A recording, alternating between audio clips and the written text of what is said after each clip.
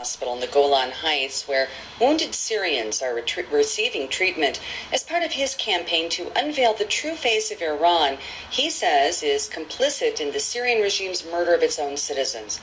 IBA's Ali Wagalenter has that story. Prime Minister Benjamin Netanyahu toured the Golan Heights yesterday morning when he was given a briefing by OC Northern Command Major General Yair Golan, accompanied by Defense Minister Moshe Ya'alon and IDF Chief of Staff Lieutenant General Benny Gantz.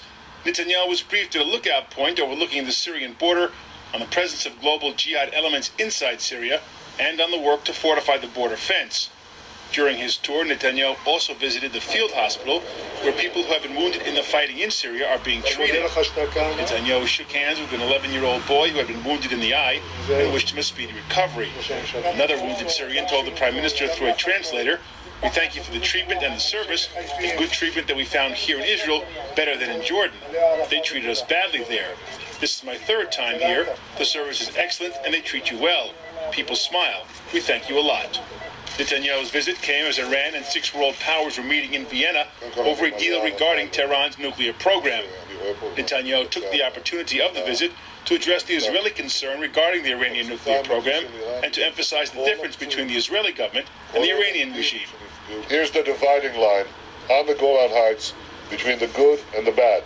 The bad is what is happening on the Syrian side of this border, where Syrian civilians, including children, whose screams we're hearing today, are being butchered, are being pummeled, are being hit by the air with terrible bombs by the Assad regime. Who's supplying these bombs? Who's supplying these weapons? Iran. Who's giving the instructions? Iran. Who's giving the backing for this butchery? Iran. That's the bad. Here's the good, right here, right next to me. These are the doctors, the nurses, the soldiers of the Israeli Defense Forces that are giving help to these children. You can see these children right here. Some of them have been hit terribly.